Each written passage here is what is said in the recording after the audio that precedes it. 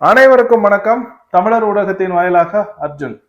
இன்னைக்கு நம்ம பார்க்க போற காணொலியின் தலைப்பு 2026 தேர்தலில் சீமான் அண்ணனால் ஏற்பட போகும் மாற்றம். சரி, காணொலி ஆரம்பிக்கிறதுக்கு முன்னாடி எல்லா புகழும் இறைவன் ஒருவனுக்கே அப்படின்னு சொல்லிட்டு ஆரம்பிப்போம். இது நம்ம அண்ணன் ஏஆர் ரஹ்மான் கிட்ட இருந்து கத்துக்கிட்டது.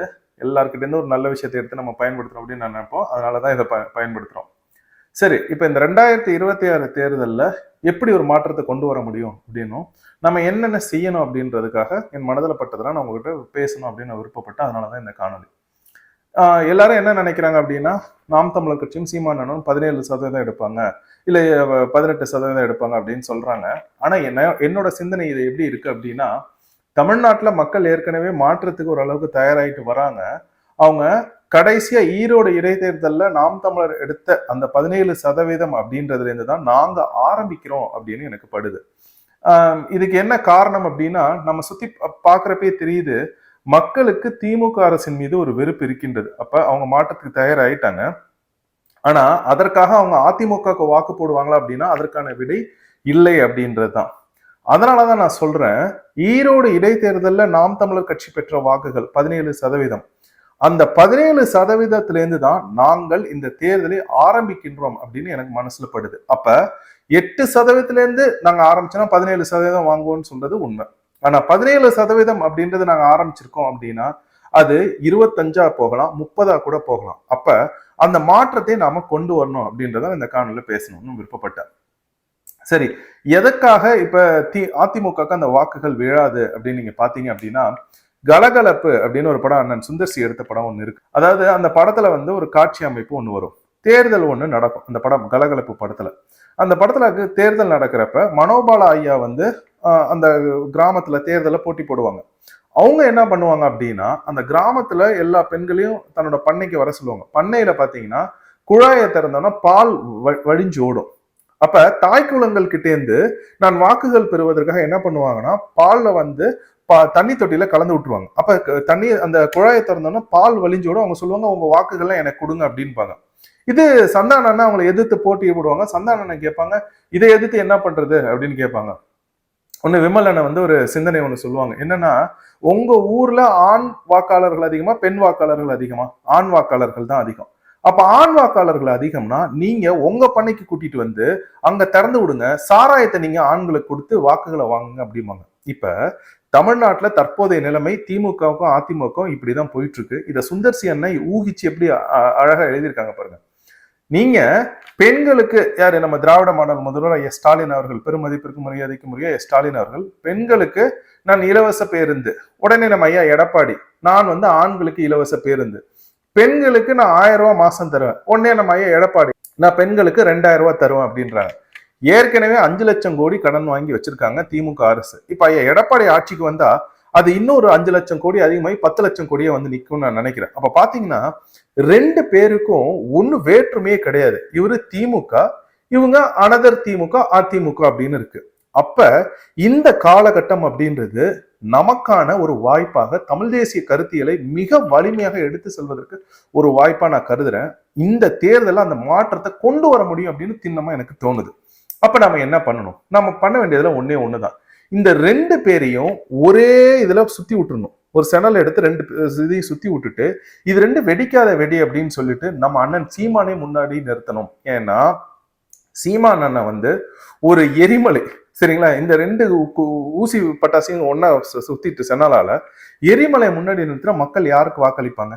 எரிமலைக்கு தான். ஏன் அப்படின்னா, இந்த தேர்தல் களம் இந்தியாவில் இருக்கிற எல்லா கட்சிகளையும் எடுத்துக்கிட்டீங்கன்னா கூட, எல்லா கட்சிகளும் சமரசம் செய்து கொண்டு தேர்தல் நேரத்துல வாக்குகளை மக்கள் கிட்ட என்ன வாங்குறதுக்காக என்ன பண்ணுவாங்கன்னா, ஒவ்வொரு கட்சி, பெரிய கட்சிகிட்ட இருந்து ஒரு தொகையை வாங்கி தேர்தலை போட்டி போடுவாங்க கூட்டணிக்கு போயிட்டு. ஆனா எத்தனை ஆண்டுகள் ஆனாலும் சரி, நான் தேசிய திராவிட கட்சிகளோட கூட்டணி வைக்க மாட்டேன்னு அண்ணா கட்சி ஆரம்பிச்சப்ப சொன்னதுல இன்ன வரைக்கும் மாறாம தன் கொள்கையில உறுதியா இருந்து இந்த தேர்தலை நான் தனித்து தான் போட்டியிடுவேன் அப்படின்னு அண்ணன் சொல்றாங்க அப்படின்னா, அது வேற எந்த கட்சியும் எந்த அரசியல் தலைவரும் இந்த இந்திய கண்டத்துல சொன்னதா எனக்கு நினைவே இல்லை. அப்ப இவ்வளவு வீரியமாக தனது கருத்தியல்னாலையும் கொள்கையினாலையும் நம்மால் மாற்றத்தை கொண்டு வர முடியும்னு அண்ணன் நினைக்கிறாங்கன்னா, 100% நானும் அதற்கு உடன்படுகின்றேன். அண்ணன் எந்த கட்சியுடன் கூட்டணிக்கு போகக்கூடாது. ஏன்னா இந்த தேர்தல் நாம் மாற்றத்தை கொண்டு வருவதற்கான தேர்தல் அப்படின்னு நான் நினைக்கிறேன். ஐயோ அர்ஜுன், ஊடகங்கள்லாம் நம்மளை விடவே மாட்டாங்களே, எல்லா ஊடகங்களும் மற்றவைன்னு போடுவாங்களே அப்படின்னா அதற்கு நான் ஒன்று சொல்றேன். இந்த தேர்தலை நம்ம வேலை செய்ய போறப்ப இந்த வேலையை நம்ம செய்யணும். அது என்ன தெரியுமா? இந்த காது இருக்குல்ல, இந்த காதுல இந்த 2 பஞ்சை இப்படி வச்சுங்க. இந்த காதுல 2 பஞ்சையும் வச்சுட்டு நீங்க வேலைகள் செய்யணும். இதை நான் நீக்கிடுறேன். இதை ஏன் சொல்றேன் அப்படின்னா, இந்த காதுல நம்ம கேட்கறதுக்காக கொடுக்கப்பட்டது. இவங்க என்ன பண்ணுவாங்க, இந்த ஊடகங்கள் திராவிட சார்பா இருந்துகிட்டு இந்த காதின் வழியாக நம் மூளையை அவங்க கட்டுப்படுத்துக்கு நினைப்பாங்க. என்ன பண்ணுவாங்க, தேர்தல் ஸ்டாலின் 50%, ஐயா எடப்பாடி 50%, மற்றவை அப்படின்னு நம்மளை போட்டுட்டு 3% 100க்கு 100 தாண்டி சொல்லுவாங்க. இருந்தாலும் சீமான் அண்ணனை நம்மளே மற்றவை அப்படின்னு சொல்லுவாங்க. 2016 தேர்தல் அப்ப நாம் தமிழர் அப்படின்னு ஒரு கட்சி போட்டி போடுதுன்னு கூட இந்த ஊடகங்கள் சொல்ல. உங்களுக்கு தெரியுமா? அது 10 வருடங்களுக்கு முன்னாடி நாம் தமிழர் முதல்ல நம்ம சட்டமன்ற தேர்தலை போட்டிட்டப்ப நம்ம போட்டிடுறோம்னு கூட சொல்ல இந்த ஊடகங்கள். அப்ப இந்த ஊடகங்களை நீங்க புறக்கணியுங்கள் நான் சொல்றேன். அப்படி புறக்கணிச்சு அப்படியே அர்ஜுன் நம்ம வெற்றி பெறதுன்னா, நாமே ஊடகம், நாம் தான் ஊடகம், நம்மளோட ஊடகம். இப்ப நீங்க என்ன யூடியூப்லயே இதுலயே பாத்துக்கிட்டீங்கன்னு வச்சுக்கோங்க, முகநூல்லையோ எப்படி பாக்குறீங்க? உங்க அலைபேசியில பாக்குறீங்க. அப்ப உங்க அலைபேசி தானே உங்களுக்கு ஊடகம். நான் எப்படி உங்களுக்கு தெரியுறேன்? அப்ப இந்த ஊடகத்தை, சமூக ஊடகங்களை நாம் சரியாக பயன்படுத்த வேண்டும். அப்ப என்ன பண்ணணும் அப்படின்னா, உங்களுடைய வாட்ஸ்அப் பகிரியில நீங்கள் எந்த தொகுதியோ அந்த தொகுதியை சேர்ந்தவரோட புகைப்படம், அண்ணனோட புகைப்படம், சீமானோட புகைப்படம், உங்கள் தொகுதி வேட்பாளரோட புகைப்படம், கட்சியின் சின்னம், இது 3த்தையும் வச்சுட்டு நாம காணொலிகளை தினம் தினம் தினம் தினம் தேர்தல் முடிகின்ற வரை நாம் பகிரியில ஸ்டேட்டஸ்ல வைக்கணும். நல்லா புரிஞ்சுச்சா? ஏன்னா மக்கள் பார்ப்பாங்க. இப்ப நான் காணொலி போடுறேன். என் காணொலி எல்லாரும் பார்ப்பாங்களான்னு எனக்கு தெரியாது, பார்க்கறதும் கிடையாது. அதுதான் யதார்த்தமான உண்மை. ஆனா அதே சமயம் நீங்க உங்க பகிரியில வைக்கிறீங்கன்னா, உங்க வாட்ஸ்அப் ஸ்டேட்டஸா, நம் கட்சியை சேர்ந்தவர்கள் மட்டும்தான் பார்ப்பாங்கன்னு கிடையாது. உங்கள் உற்றார் உறவினர் எல்லாரும் பார்ப்பாங்க இல்லையா?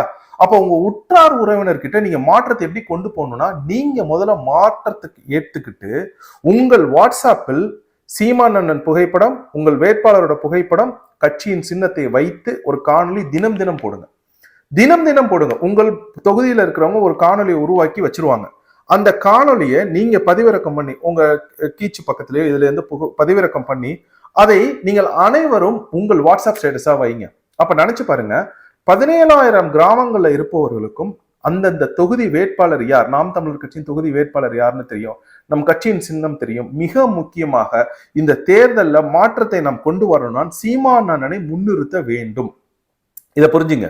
அப்ப சீமான் அண்ணன் முகம் போனுச்சுனாலே மக்களுக்கு தெரியும், சரி இவங்க மாற்றத்திற்கானவர்கள், இந்த வாட்டி நம்ம இவங்களுக்கு ஒரு வாய்ப்பு கொடுப்போம் அப்படின்னு மக்கள் மனதில் ஒரு மாற்றம் ஒன்று ஏற்படும். மிக முக்கியமாக நீங்க பண்ண வேண்டியது என்னன்னா, நான் ஒரு தமிழ் தேசியவாதி அப்படின்னு வெளியில வாங்க. நாடே நாசமா போயிட்டு இருக்கு. 1000 கொடுத்தனா 2000 கொடுத்த, நீ பெண்களுக்கு இலவசம் கொடுத்தனா ஆண்களுக்கு இலவசம் கொடு. இது ஒரு ஆட்சி அமைப்பா?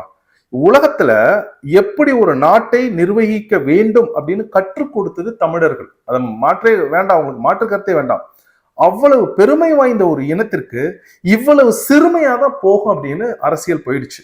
அப்ப இதுக்கு மேலேயும் நான் எந்த அரசியல் கட்சிக்கும் ஆதரவு அளிக்க மாட்டேன், நான் சோத்து கட்சிக்கு தான் வாக்கு போடுவோம் அப்படின்னா வாழ்க்கை முடிஞ்சு போயிடும், தமிழ்நாடு இல்லாம போயிடும். அப்ப இந்த இடத்துல நாம இந்த தமிழ்நாட்டை காப்பாற்ற வேண்டும், மண்ணை காப்பாற்ற வேண்டும், மக்களை காப்பாற்ற வேண்டும், இயற்கை வளங்களை காப்பாற்ற வேண்டும், தமிழ்நாட்டில் இருக்கிற எல்லாவற்றையும் காப்பாற்ற வேண்டும், மீட்டுருவாக்கம் செய்ய வேண்டும் அப்படின்னு நீங்க நினைச்சு, என் குழந்தைகள் நல்ல ஒரு வாழ்க்கையை நான் கொடுக்கணும், என் குழந்தைகளுக்கு நான் ஒரு நல்ல வாழ்க்கையை கொடுக்கணும், நல்ல ஒரு அரசாங்கம் அமைய வேண்டும், அந்த நல்ல அரசாங்கம் என் இயற்கை வளங்களை காப்பாற்ற வேண்டும் நீங்க நினைச்சீங்கன்னா நீங்க இந்த மாற்றத்துக்கு முதல் ஆளா வரணும். அப்ப நீங்க முதல் ஆளா வரப்ப நீங்க என்ன பண்ணுவீங்கன்னா, நீங்களே ஒரு யூடியூப் ஒன்று ஆரம்பிங்க. உங்ககிட்ட கீச் இல்லையா, ட்விட்டர் இல்லையா, ட்விட்டர் ஒன்று ஆரம்பிங்க.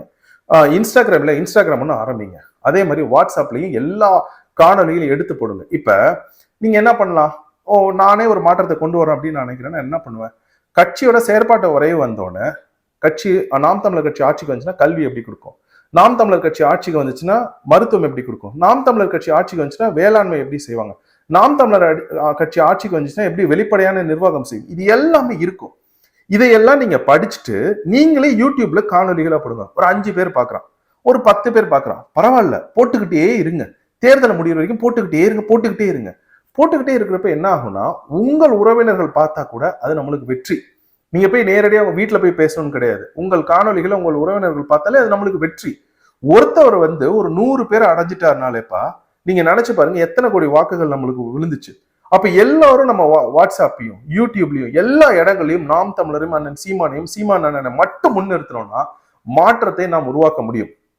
இப்ப சமீபத்துல ஒரு காணொலியில வந்து ஒரு தம்பி ஒன்னும் கேள்வி கேட்கிறார். எதற்காக நீங்க வந்து ஈவேரா சிலைகளை உடைப்பேன்னு சொன்னீங்களா, இல்ல அந்த மெரினா கடற்கரையில இருக்கலாம் தகர்ப்பேன்னு சொன்னீங்களா? அண்ணன் அதுக்கு பதில் சொன்னாங்க. அந்த பதிலை நீங்க கேட்டீங்கன்னு வச்சுங்களேன், அதை நீங்க எடுத்து உங்களோட பதிவிறக்கம் பண்ணி கீச்சிலேருந்து உங்கள் பகுதியோட வாட்ஸ்அப்ல ஸ்டேட்டஸ் வைங்க. அப்ப இதை தொடர்ச்சியா நம்ம பண்ணிக்கிட்டே இருக்கணும். இந்த தேர்தல் முடிகிற வரைக்கும் கீச்சிலேயோ அந்த காணொலியை பதிவேற்றம் செய்யுங்க. நம்ம கிட்ட என்ன இருக்கோ, ஊடகங்கள் என்னென்ன ஊடகங்கள் இருக்கோ அந்த ஊடகங்களை நாம் எப்படி சரியாக பயன்படுத்திக் கொள்வது அப்படின்னு பாருங்க. 10 பேர் தான் பாக்குறாங்க, 20 பேர். நான் ஆரம்பிச்சுமே அப்படிதான் பார்த்தாங்க. நான் ஆரம்பிச்சும் 10 பேர் தான் பார்த்தாங்க, 20 பேர் தான் பார்த்தாங்க. பரவாயில்ல, நம்மளால மாற்றத்தை கொண்டு வர முடியும்னு வேலையை செய்ய ஆரம்பிச்சனாலே நம்மளால மாற்றத்தை கொண்டு வர முடியும். உறுதியாக இந்த தேர்தலை கொண்டு வர முடியும். அப்ப சீமான் அண்ணனை முன்னிறுத்தி இந்த தேர்தலை நம்ம எடுத்துட்டு போகணும். இப்ப நிறைய பேர் என்கிட்ட கேட்பாங்க, இப்ப அமெரிக்காலே சில பேர் ஒருத்தர் வந்து என்கிட்ட சொன்னார், போன வருடத்துக்கு 2 வருடத்துக்கு முன்னாடி ஒருத்தர் சொன்னார், அண்ணன் வந்து கூட்டணி வைக்கணும், கூட்டணி வைக்கலாம்னு நான் கட்சி விட்டு போயிடுவேன் அமெரிக்கால என்கிட்ட சொன்னார். நான் சொன்னேன் அது உங்க விருப்பங்க அப்படின்னு நான் சொன்னேன். ஏன்னா நம்மளோட வரையறை என்னன்னு நம்மளுக்கு தெரியும். இப்ப நீங்க ஒரு கிராமத்துல இருக்கீங்கன்னா உங்க கிராமத்துல இருந்து உங்க கிராமத்துல இருக்கிற உற்றார் உறவினர்களுக்கு நாம் தமிழர் கட்சிக்கு ஏன் வாக்களிக்க வேண்டும் அப்படின்னு நீங்க பேச முடியும். நமக்கு என்ன வரையறுக்கோ அந்த வரையறையில இது பண்ணணும். நான் அவர்கிட்ட சொன்னேன் உங்க விருப்பங்க அப்படின்னு நான் சொல்லிட்டேன். ஏன்னா கட்சியில கூட்டணி அப்படின்றது அண்ணன் முடிவெடுக்கிறது. இன்னொன்னு அண்ணன் தெளிவா முடிவெடுப்பாங்க. எல்லாரும் அண்ணனை வந்து பயங்கர வீரமா பேசுறாங்க, பயங்கர வீரியமா இருக்காங்க அப்படின்னு சொல்றாங்களே தவிர அண்ணனோட இன்னொரு பக்கம் ஒண்ணு இருக்கு. அதாவது பொலிட்டிக்கல் அக்யூமெண்ட், அரசியல் நுண்ணாய்வு, திறனாய்வு, அது ரொம்ப சில நுண்ணிய அரசியலை வந்து அண்ணன் புரிஞ்சுப்பாங்க. அதை புரிஞ்சுக்கிட்டு அதற்கு எதிர்வினையை ஆற்றுவாங்க. சரியான நேர்வினை ஆற்றணுமா எதிர்வினை ஆற்றணுமா ஆற்றுவாங்க. அதை யாருமே பேசுறது கிடையாது. மிக குறைவான ஆட்கள் தான் பேசுவாங்க. ரவீந்திரன் துரைசாமி பேசுவாங்க. அதை நம்ம புரிஞ்சுக்கணும். அப்ப அண்ணன் வந்து வீரமா பேசுறாங்க, வீரியமா பேசுறாங்க தாண்டி அவங்க சிந்தனை வந்து அரசியல் அப்படியே செயற்கை நுண்ணறிவு எப்படி சிந்திக்கும். ஏன்னா நம்ம வந்து ஒரு களத்துல பயணிக்கிறோம்னு வச்சுங்களேன், களத்துல பயணிக்கிறப்ப பல பேர்கிட்ட பேசுறப்ப நம்மள அறியாம அந்த மாதிரி சிந்திச்சு மாறிடும், அரசியல் மூளை வந்துடும். அந்த மாதிரி அண்ணனுக்கு வந்துருச்சு. அண்ணன் அதை சரியா பயன்படுத்தி ஒவ்வொரு வாட்டியும் நம்ம தேர்தல அதிகமா வாக்குகள் வாங்கி மேல போயிட்டே இருக்கோம். அப்ப அண்ணன் முடிவெடுத்து சரி அப்படின்னா 100% சரி அப்படின்னு நான் உடன்படுறேன் அண்ணனோட. எந்த ஒரு கட்சியோடையும் நம்ம கூட்டணி வைக்க கூடாது. ஏன்னா இப்ப நீங்க நினைச்சு பாருங்க, ஒரு சின்ன ஒரு நிகழ்ச்சி ஒண்ணு நடத்துறோம், 2 அமைப்புகள் நடத்துறதுக்குள்ளே அவ்வளவு பிரச்சனை வரும். அப்போ ஒரு கட்சி இன்னொரு கட்சியோட கூட்டணி வச்சு இந்த கொள்கையெல்லாம் பேசி இது பண்றதுக்குள்ள போதும் ஆயிடும். அப்ப அண்ணன் சொல்றாங்க 234 வேட்பாளர் நான் யாரு வேணுமோ நான் போடுவேன், என்னோட கட்சியின் கொள்கை இதுதான் நான் இப்படிதான் கல்வி கொடுப்பேன், நான் இப்படிதான் மருத்துவத்தை கொடுப்பேன், நான் இப்படிதான் வேளாண்மை செய்வேன் அப்படின்னா வேற எந்த கட்சியும் நம்ம கூட்டணி வச்சு செய்ய முடியாது. அப்ப மாற்றத்தை கொண்டு வர நாம அண்ணன் சொல்றது கேட்டுட்டு சரிங்க அப்படின்னு சொல்லிட்டு போனாலே பாதி பிரச்சனை அண்ணனுக்கு முடிச்சு. இது தேர்தல் காலம். தேர்தல் காலத்துல அண்ணனை போயிட்டு நொய் நொய் நொய்னு செய்யாதீங்க. எதுவுமே அண்ணன் முடிவெடுத்து இவர்தான் வேட்பாளர் அப்படின்னா சரிங்க என்ன அப்படின்னு சொல்லிட்டு களத்தில் வேலையை செய்யுங்கள். இப்ப நிறைய பேர் என்கிட்ட வந்து சொல்லுவாங்க, அர்ஜுன் நீங்க ஏன் வந்து செயலாளராகவே இருக்கீங்க அமெரிக்கால, அடுத்த இதுக்கு. நான் சொன்னேன் இல்ல எனக்கு அது வேண்டாம், நான் இங்க இருக்கிற வரைக்கும் செயலாளர் பதவி மட்டும் போதும். இப்ப கூட பொறுப்பாளர் அறிவிச்சிருக்கோம். நாம் தமிழர் அமெரிக்காவை பொறுத்த வரைக்கும் நாங்க கன்னடர்களை உள்ளார வாங்கி வேலை செய்யறோம், அவங்களும் எங்க கூட சேர்ந்து வேலை செய்யறாங்க. கன்னடத்தை தாய்மொழியாக கொண்டவர்கள் நாம் தமிழர் அமெரிக்கால வேலை செய்யறாங்க, தெலுங்கை தாய்மொழியாக கொண்டவர்கள் நாம் தமிழர் அமெரிக்கால வேலை செய்யறாங்க. தமிழர்கள் மட்டும்தான் இருக்கணும்னு நான் நினைச்சதே கிடையாது. ஏன்னா அது இன தூய்மைவாதம் நாங்க பேசல. எல்லா மக்களும் நம் கூட இருந்து வேலை செய்ய வேண்டும். அதை நீங்க நல்லா புரிஞ்சுங்க. ஏன்னா 500 வருஷமா இருக்கிறவங்க நல்லவங்களும் இருப்பாங்க, கெட்டவங்களும் இருப்பாங்க. நல்லவங்க நம்ம கூட வந்து தமிழுக்காகவும் தமிழ் நாட்டிற்காகவும் நான் வேலை செய்யறேன்னு சொன்னா வேண்டான்னு சொல்லக்கூடாது. அப்ப அந்த இதையும் உள்வாங்கி கொண்டு நாம இந்த தேர்தலில் வேலை செய்ய வேண்டும். நம்மளை ஏமாத்துறானா துரோகம் பண்றானா அது வேற. நம்ம மேல வன்மமும் அக்கிரமும் கொண்டு நிறைய பேர் இருக்காங்க, நான் அதை இல்லைன்னு சொல்ல, நம்ம அருகிலே இருக்காங்க, அதுவும் எனக்கு தெரியும். ஆனா அதை பத்திலாம் நம்ம கவலைப்படக்கூடாது. நம் மொழியையும் நம் மண்ணையும் நம் மக்களையும் நாம் காப்பாற்ற வேண்டும் அப்படின்னு நினைக்கிறேன். இந்த உலகத்திற்கு தமிழ் மொழி தேவை. புரியுதா? இந்த உலகத்திற்கு தமிழ் மொழி தேவை அப்படின்னா தமிழ் வந்து என்னைக்குமே நீர்த்து போயிடக்கூடாது அப்படின்னா தமிழ் மொழியை வைத்து தமிழ் தேசியம் அப்படின்ற சித்தாந்தத்துல அண்ணன் போட்டி போடுறாங்க அப்படின்னா நாம தனியாக போட்டியின் போட்டு ஜெயிக்க முடியும், வெற்றி பெற முடியும் அப்படின்னு எனக்கு மனசுல படுது. அதனால இதை நான் பகிர்ந்துக்கிறேன். என்னைக்குமே இதை புரிஞ்சுங்க, தமிழாக இந்த மண்ணில் பிறப்பதை ஒரு மாபெரும் தவமா நான் கருதுறேன். இந்த உலகத்தை படைத்த இறைவன் வந்து தமிழனா ஒருத்தனை படைச்சு ஒரு தமிழச்சி வயிற்றுல பிறந்து தமிழச்சி மார்ல பால் குடிக்கிறதே ஒரு பெரிய பெருமையை நான் கருதுறேன். ஆனா பிறப்பில் அடிப்படையில பேதம் அப்படின்றத நான் ஏத்துக்கல. இன்னை வரைக்கும் நான் சொல்றேன், உலகத்துல சில பேர் வந்து அனைத்து மனிதர்களும் பிறப்பால் ஒற்றுமை அப்படின்லாம் சொல்லியிருக்காங்க. ஆனா அனைத்து உயிர்களும் ஒற்றுமைன்னு சொன்னாரு பாரு, அதுதான் உண்மை. என்னைக்குமே நாம நம்மளோட வேரை விட்டு போகக்கூடாது. ஏன் தெரியுமா? இந்த மொழி, தமிழ் மொழி உலகம் முழுக்க தேவைப்படுகின்றது. நல் ஒழுக்கத்தையும் தெய்வத்தையும் எப்படி ஒரு வாழ்வியலை நம்ம வாழ வேண்டும் அப்படின்னு நெறிக்குட்பட்டு வாழ்ந்த தமிழர்களின் இந்த தமிழ் மொழி உலகம் முழுக்க தேவைப்படுகின்றதுன்னா, தமிழ் நீர்த்து போகக்கூடாதுன்னா தமிழ் தேசியம் தனித்து தான் போட்டியிடணும் இந்த தேர்தலில். தம்பி நான் உங்களுக்கு சொல்றேன், ஜகபரலின்னு ஒருத்தவர் மலையை உடைக்கிறாங்கன்னு போய் புகார் கொடுத்தார் அதிமுக கார். திமுக ஆட்சியில கொலை செய்யப்படுகின்றார். அதிமுக எதிர்வினை ஆற்றல. அப்ப அதிமுக காரன் தான் அவரை கொலையே செஞ்சிருக்கான். இது ஒரு ஆட்சியா? இது ஒரு ஆட்சியா நான் கேட்கிறேன்.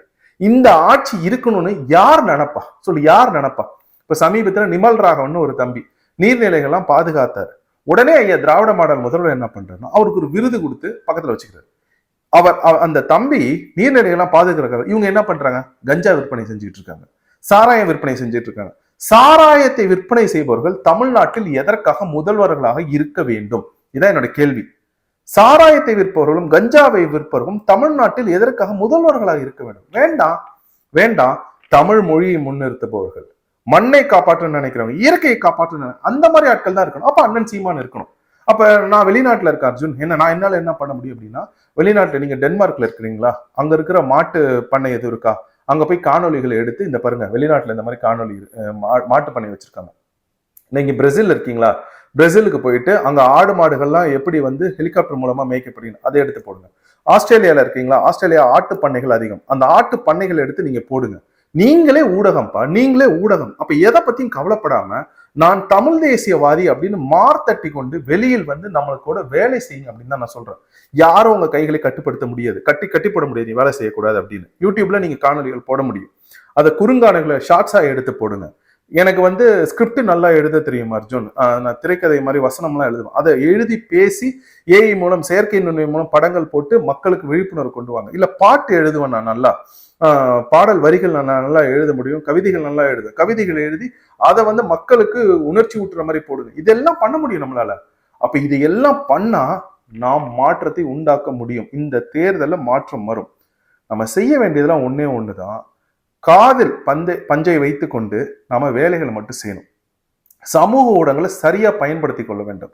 இப்ப நான் வந்து எனக்கு வந்து தேர்தல் தேதிகள் அறிவிச்சுட்டாங்க, தேர்தல் நாளை ஒட்டி நான் வந்து சில நாட்கள் விடுப்பு எடுத்து வேலை செய்யணும் அப்படின்னு நான் விருப்பப்பட்டேன், நான் வேலை செய்வேன். நீங்களும் பண்ணுங்க. அதை உங்க சொந்த ஊருக்கு போங்க. இப்ப திருச்சியில வந்து பொதுக்கூட்டம் நடக்குது. பிப்ரவரி 21 அண்ணன் வந்து பொதுக்கூட்டம் நடத்துறாங்க. அந்த பொதுக்கூட்டத்துக்கு ஒரு திருவிழா போல, திருவிழாக்கு எப்படி போவோம், குடும்பமா அம்மா அப்பா தாத்தா பாட்டி சித்தப்பா மாமா எல்லாரையும் கூட்டிட்டு போவோம்ல, அந்த மாதிரி ஒரு இடத்துக்கு கூட்டிட்டு போற மாதிரி நீங்க பொதுக்கூட்டத்துக்கு கூட்டிட்டு போங்க. அப்போ ஒவ்வொரு விஷயத்தையும் இந்த மாதிரி நீங்க பண்ணீங்கனாலே நம்மளால மாற்றத்தை தமிழ்நாட்டில் கொண்டு வர முடியும். தமிழர்கள் தயாராக இருக்கின்றார்கள். நாம் தான் மாற்று, சீமான் அண்ணன் தான் அந்த மாற்று அப்படின்னு நம்ம கொண்டு போய் அண்ணனை முன்னிறுத்தணும். நல்லா ஒண்ணு புரிஞ்சுங்க, அண்ணன் தான் பிராண்ட். இதை நீங்க மறந்துடாதீங்க. இந்த தேர்தல் ஸ்டாலின் வெர்சஸ் அதர்ஸ் கிடையாது, சீமான் வெர்சஸ் அதர்ஸ் அப்படின்னு களத்தை நாம் மாற்ற வேண்டும். அப்ப அண்ணன் தான் பிராண்டு. அண்ணனை முன்னிறுத்தி கொண்டு செல்லுங்கள். வாட்ஸ்அப்ல வைங்க அண்ணனோட ஸ்டேட்டஸை, யூடியூப்ல பேசுங்க, கீச்சில் தினம் செய்தி போடுங்க, இல்ல திருக்குறளையாச்சும் போடுங்கப்பா, திருக்குறளை போடுங்கப்பா. யார் யாரெல்லாம் ஈவேராவை பேசுறாங்களோ அவங்களால நீங்க புறக்கணிக்க கத்துக்கொள்ளுங்கள், புறக்கணிங்க, ஒத்துழையாமை கொடுங்க, அவங்களெல்லாம் விடுங்க. அவங்களாலாம் 10 பைசா இந்த நாட்டுக்கு பிரயோஜனம் கிடையாது. 10 பைசாலாம் இருக்கான்னு தெரியல, ஆனா அது கூட பிரயோஜனம் கிடையாது. அவங்களால விட்டுருங்க. தமிழ் மொழியின் வரலாற்றை படிங்க, வரலாற்றை பற்றி பேசுங்க. ஏன் எனக்கு நான் இப்படி வீழ்ந்தேன்னு கேளுங்க. இந்த கேள்விகளை நம்ம கேள்வி கணைகளை தொடுக்கிறப்ப அவங்களால பதிலே சொல்ல முடியாது. அது ஒரு வேஸ்ட் கட்சிப்பா. அவங்க திராவிடத்தை விடுங்கப்பா. அவங்களை இந்த தேர்தலில் போட்டுருணும். திராவிடம் அப்படின்னு எதுவுமே இருக்கக்கூடாது தமிழ்நாட்டில், எந்த ஒரு அடையாளமும் தமிழ்நாட்டில் இருக்கக்கூடாது. அப்ப இந்த வேலைகள்லாம் நம்ம செஞ்சோம்னா மாற்றத்தை நம்மால் உறுதியாக கொண்டு வர முடியும் அப்படின்னு நினைச்சுங்க, சரிங்களா? அப்ப நம்ம பண்ண வேண்டியதெல்லாம் ஒன்னே ஒண்ணுதான், சீமான் அண்ணன் முன்னிறுத்திட்டு சீமான வெர்சஸ் அதர்ஸ் அப்படின்னு இந்த களத்தை நாம் மாற்ற வேண்டும். பாஜக அதிமுக அவங்களால விடுங்க, அவங்களோட கூட்டணிக்கு போக கூடாது. தமிழ் தனித்து நிற்க வேண்டும். தமிழ் மொழி இந்த உலகத்திற்கு அறிவை கற்றுக் கொடுத்த மொழி. இறைமொழி தமிழ் தனித்து நிற்கப்பதான் நம்மளால வெற்றி பெற முடியும் அப்படின்னு சொல்லி இந்த காணொலி முடிச்சுக்கிறேன். நன்றி, வணக்கம்.